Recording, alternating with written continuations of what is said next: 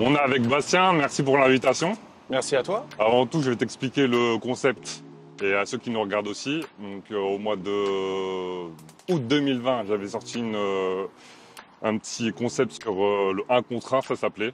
Ok. Donc, j'ai invité des journalistes, des sportifs, des médias comme toi aujourd'hui, et j'ai décidé de transposer le truc sur YouTube. Ok. Je sais pas si tu te souviens, à cette époque-là encore, toujours en 2020, il y avait le Versus. Je sais que tu es un peu un fan de hip-hop. En fait, c'était créé par Timbaland, le grand producteur, et Sud Beats, mon plus grand ennemi. Ok. Et en fait, il ramenait des légendes. Donc, c'était des amis, des rivaux, etc. Ouais, les versus, ouais. Ouais. Bien sûr. Et ils mettaient leur répertoire musical et ça permettait d'avoir des anecdotes de fou, des histoires. Jadakis, quand même, on a vu ce qui s'est passé avec Exactement. Jadakis, bien Et sûr. je sais pas si tu te souviens, il y a 3 mois, ils avaient fait la même chose pour le basket. Donc, c'était avec Bleacher Oui, Report, ouais. avec Taylor Hooks et Shaquille O'Neal en présentateur, et il y avait Tracy McGrady et Iverson. C'est ça, Iverson. Par exemple, Timaki mettait quand il a fait tomber Kobe, Iverson, double crossover sur Antonio Daniels, donc des classiques. Et là, il y avait des anecdotes de fou et tout. Et c'était vachement bien. Donc j'ai voulu faire ça sur YouTube. Ok. Donc on est parti. Comment ça va après les années Covid? Pour les médias, c'était assez compliqué. Nous, on a eu la bulle, mais surtout, je pense à 2021, on a dû enchaîner la saison NBA et les Jeux Olympiques, plus la pré-saison, il n'y avait même pas 3-4 jours de repos. Donc je veux que tu nous expliques un peu comment tu as pu gérer ça, comment ça va surtout mentalement. Bah, tu connais ça. Et je pense qu'il y en a pas mal qui sont, sans être forcément médias, juste même les passionnés, tu vois. Ça a été, au-delà du cas de basket, ça a été 2 années assez difficiles. Mais moi, je suis content, on est là, tu vois. Il y a des gens qui ont vécu des choses beaucoup plus dures. Et donc, on a traversé la tempête, je dirais. C'est-à-dire qu'on a fait en sorte de pouvoir faire avec ce qui nous était balancé dans la gueule, parce que tu l'as vu toi aussi. Parfois, tu es là, genre, en fait, il n'y a pas de basket, et puis soudainement, on est à Disneyland. Et après, tu reviens et tu dis, ça va être comment? Bah, en fait, en 2 semaines, on a eu la draft, les finales NBA, la free agency et le début des Jeux Olympiques. Enfin, c'était même pendant les Jeux Olympiques. Donc, c'est vrai que c'était hyper intense, mais moi, je vois ça comme j'ai vu ça comme un vrai challenge. Et je suis très fier, notamment de nous et de beaucoup de confrères, comme toi notamment, qui ont réussi à passer cette période parce que c'était vraiment, vraiment dur, je pense. Les gens ne réalisent pas trop, je pense. Ouais, je me souviens, tu avais fait un petit message par rapport à ça. Ouais. Et est-ce que tu as vu ça comme pour te motiver justement, parce qu'on n'avait pas vraiment le calendrier en tête à ce moment-là. Ouais. On savait pas, parce qu'on voit là, ça s'arrête en juin, une espèce de petite pause entre parenthèses, draft, etc. Là, il fallait vraiment enchaîner. Est-ce que tes motivations, ça a baissé? Est-ce que... Non, moi, c'est l'inverse. En gros, quand c'est trop calme, ça m'inquiète. Je préfère quand il y a plusieurs challenges et qu'on me dit ça, vous allez pas. Quand on me dit, moi, tu vas pas y arriver, c'est là que je sors... je pense et on sort dans l'équipe le meilleur de nous-mêmes. C'est de se dire, ok, bah en fait, on nous dit typiquement que pendant le Covid, nous, notre structure ou d'autres médias, on est typiquement le genre de médias qui vont s'effondrer parce qu'il n'y a pas d'actualité, il faut se baser sur The Last Dance, sinon 3 fois rien. En fait, moi, je dis non, let's go, c'est parti, on va sortir des livres, des événements, on va faire des trucs de dingue. Et donc, non, moi, je l'ai plus vu comme un challenge à me motiver. Donc, j'ai hâte du prochain challenge, en fait. D'accord. Et justement, là, on va repartir à la base quand tu as créé Trash Talk. Alors, déjà, le nom Trash Talk, est-ce que parce que toi, tu es un Trash Talker, tu étais comme ça? Ou c'est quand tu regardais la NBA, par rapport à ta photo de profil, par exemple, Gary Payton, tu aimais les Trash Talkers, le Trash Talking en général? C'est un peu les deux. Moi, déjà, je chambre de base, que ce soit avec mes potes, ma famille, même des gens que je connais. Enfin, il n'y a pas de problème. Ça va être léger, tu vois. C'est tout un art. Et moi, j'ai toujours aimé un petit peu mettre du piment, tu vois. Donc déjà, j'aimais bien faire ça. J'avais plutôt une grande gueule, que ce soit sur les terrains en jouant ou même juste en matant les matchs et en appréciant les matchs de NBA, tu vois. Donc non, ouais, c'était une manière d'allier sa propre personnalité avec ce qu'on aime faire. Donc du coup, quand tu vois, on s'est lancé sur YouTube, directement, les gens ont vu que c'était pas chiqué. Enfin, moi, je suis comme ça. Alex aussi est comme ça un peu, donc c'était plus, un peu grande gueule, quoi. Ouais, et toujours dans les débuts, avant Trash Talk, qu'est-ce que tu faisais un peu, qu'est-ce que tu peux nous raconter sur ton background? Bah, comme je pense pas mal savent, à la base, je devais être prof d'anglais. Ouais. Et donc j'aurais eu 2 mois de vacances, là, tu vois, en été. Ou pas, ou presque, je n'arrive pas les profs non plus, mais à la base, je devais être prof d'anglais et c'était détente, tu vois. mais j'étais quand même bien piqué par le basket et la NBA. Donc même pendant les études, tu vois, je continuais à me farcir du match tous les soirs, tous les jours. Et tout ce qui va autour, international, français, européen, transfert, tout quoi. Et justement, c'est quoi pour toi le moment où tu t'es dit ouais, le basket et moi, c'est genre pour la vie? Oh, encore plus tôt que ça, je pense. Tu veux dire au niveau pro ou Non, pas au niveau pro, au niveau juste le basket, sans que tu saches ce que tu allais faire plus tard. Dès que j'ai connu le sport, en fait. Dès que j'ai connu le sport. En fait, je devais avoir 9-10 ans, ouais. Et j'ai kiffé. Donc moi, mon entrée dans le basket, c'est NBA Live 2000 sur ordinateur. Ah, classique. Classique. Et j'ai poncé le jeu. Et en fait, on a toujours un jeu comme ça, tu sais, où tu l'as refait 13 fois, 25 fois, clair. etc. Il y en a, c'est Pokémon, GTA, je sais pas quoi, Ouais. tu vois. Et moi, NBA Live 2000, je l'ai poncé, en fait. Et donc, tu voulais le 2001, 2002, 2003. Ouais. Et après, bon, bah, le virus, il est dedans, quoi. Donc, Ouais. je vois pas, c'est marrant ta question, tu vois, je vois pas de moment particulier. C'est plus, je dirais, ouais, c'est un coup de foudre. Ouais. Et justement, tu parles de. Est-ce que comme moi, je sais qu'à NBA là, c'était genre une encyclopédie.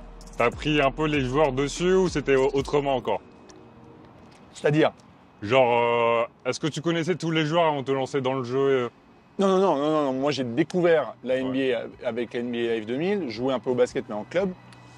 Et à partir du moment où, par contre, j'ai eu le jeu, là, vu que c'est devenu vraiment une addiction, tout ce qui est basket et NBA, là, je me faisais des fiches, quoi. À 10, 11 ans, je me faisais date de naissance, taille, poids, stats pour les 450 joueurs NBA avec les guides MVP Basket qui sortaient en septembre, où tu avais toutes les fiches joueurs avec les stats, avec une petite description. Donc, non, moi, je voulais savoir, je voulais tout savoir, en fait, sur la NBA et apprendre au maximum. Donc, je m'en foutais un peu de l'école et je préférais être très très bon à ça, quitte à devenir, si possible, le meilleur ou un des meilleurs dans 5 ans. Ouais.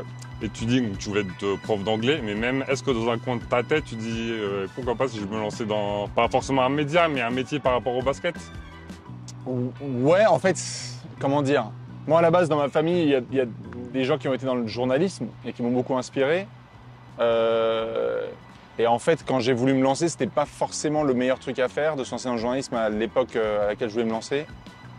C'était un peu la voie royale des grandes écoles, etc. C'est dur. Je pense qu'il y a beaucoup de gens qui se lancent dans le journalisme avec beaucoup de désirs, de rêves, de passions, et qui parfois sont un peu, soit pas matraqués non plus, mais tu vois, qui sont un peu déstabilisés dans leurs ambitions.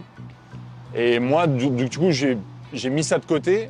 Mais pour tous les potes du collège, moi j'ai des potes du collège, là maintenant c'est bon, ça fait 10 ans là, bientôt que Trash Talk existe et qui me disent mais nous on savait depuis le collège que tu allais être dans le basket. Donc je pense que je pense que je me faisais un peu des illusions de genre ouais je vais être prof d'anglais, mais toujours dans un coin il y avait ça quoi. D'accord. Et là on va revenir au présent, donc Trash Talk, un média qui marche plutôt très bien. T'as Ouais. les articles, les vidéos YouTube. Et quand vous vous êtes dit faire des livres, des à côté, j'appelle ça des à côté, les livres, les agendas, des choses comme ça, la Fantasy League surtout, quand vous vous êtes dit on aura le temps de produire quelque chose à côté, parce que c'est assez compliqué, parce que je pense pas que les gens ils réalisent, en plus des live tweets, c'est vraiment du temps. Bah toi tu le vois bien, enfin ça demande énormément de temps, mais c'est une gymnastique, il faut que tu jongles avec plein de choses. Donc tu crées pas un livre en un mois.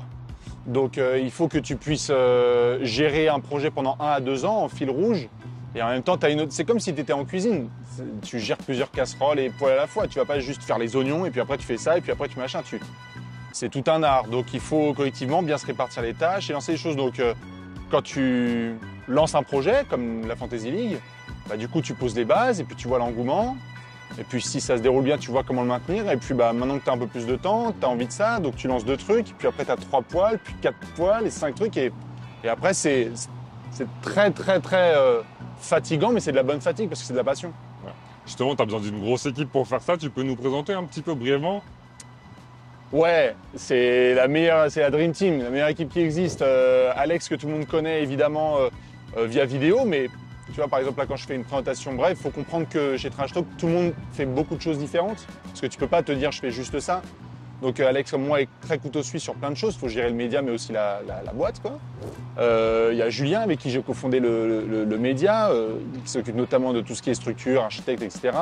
Giovanni à la rédaction, Ben qui est couteau suisse sur un peu tout le développement, David, Nico, Joe, David, Ben, Nico, Léon, c'est évidemment que les gens ont à la prod, et le MVP. Et après, c'est plein de gens qui vont pouvoir venir, alternants, contributeurs, stagiaires, etc.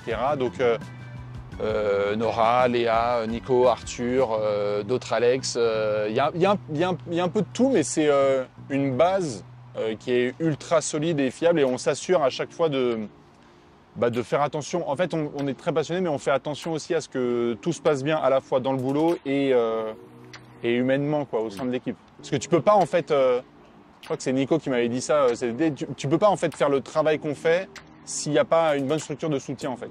Donc, si c'est assez bref, voilà qui on est. Merci. Et donc, tu as fait ton fonds de commerce sur YouTube, mais aussi sur Twitter.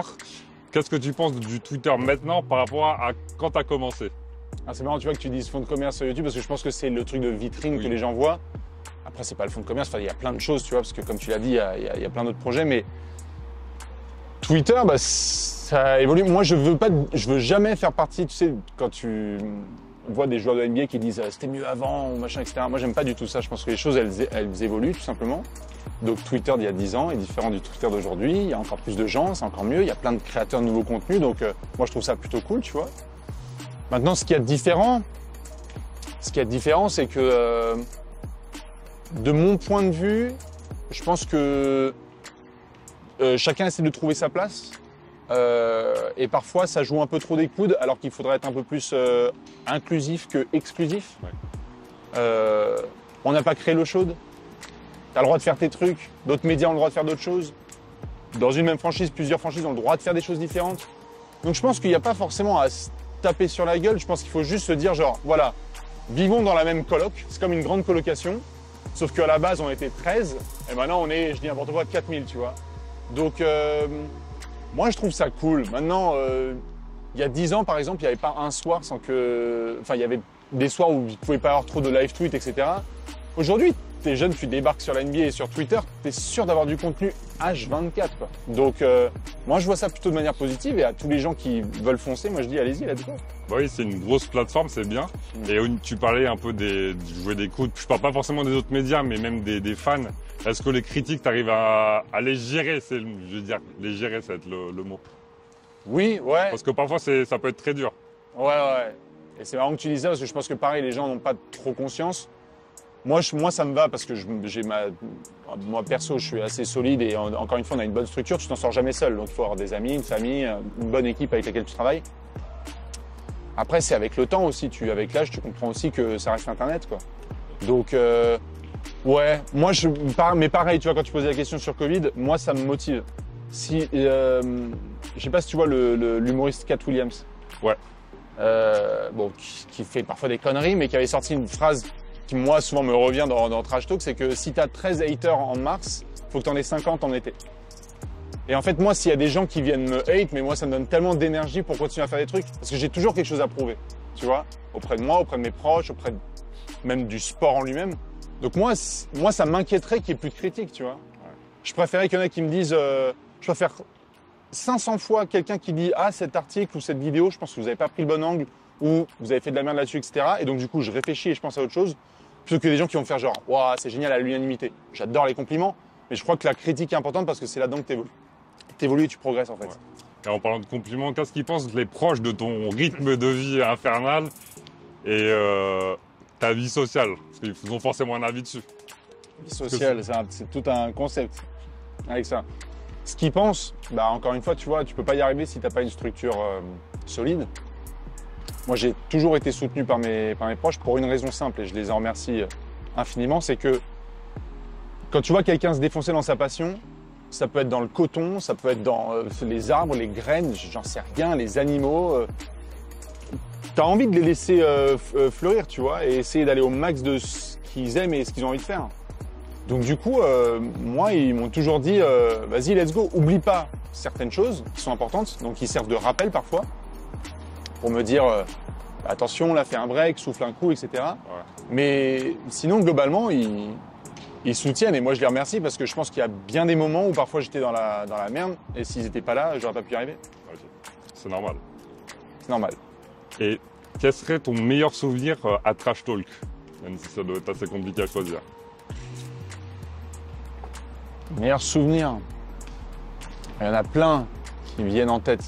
Parce qu'il y a le côté... En fait, il y a deux choses très différentes. Si je parle uniquement, par exemple, de projet dans Trash Talk, moi, je vais te dire, faire une soirée devant 1000 personnes et faire un selfie avec 1000 personnes, c'est extraordinaire. Il y a une sorte de fierté. Il y avait le Larry O'Brien Trophy, il y avait de la NBA, c'était formidable, il y avait trop de trucs, c'était incroyable. De voir le livre le plus grand livre de basket de tous les temps qu'on a sorti, selon Trash Talk qui est sorti, et de le voir en librairie, c'est énorme, tu vois. Ou de gagner le trophée qui va avec de meilleur livre de l'année dans le sport, c'est ouf. Mais t'as ça, et en même temps, d'un point de vue purement humain, t'as des gens qui nous envoyaient des messages de gens qui... Enfin, nous, on a eu des gens qui voulaient mettre fin à leur jour, sérieusement, et qui ont trouvé un rendez-vous, en fait. D'un lundi, ou un truc comme ça, ou sur Twitter, ou truc. Et ça, moi, ça dépasse le cadre de mon taf, tu vois. À ce moment-là, ça devient surréaliste, et en même temps très réel. Donc, des gens qui viennent nous voir en séance dédicace et qui nous disent je voulais plus vivre, j'en avais marre. On a déjà eu 2-3 comme ça, et c'est tout le temps extrêmement frappant. Mais maintenant, vous m'avez donné une envie et j'ai envie de me lancer dans le journalisme sportif. Moi, c'est bon, il n'y a plus de salaire, il n'y a plus de prod, il n'y a plus de stats, il n'y a plus de vues, il n'y a plus de quoi que ce soit. Donc, c'est différents souvenirs. Et en autre truc comme ça, bah, c'est, tu vois, qu'on soit un projet, une boîte en soi, mais dès qu'il y a un mariage, on est tous ensemble. Dès qu'il y a une naissance, on est tous ensemble. Donc, moi, c'est pas vraiment un accomplissement dans la boîte, c'est plus des aventures humaines parce que c'est ça qui me file des émotions, tu vois.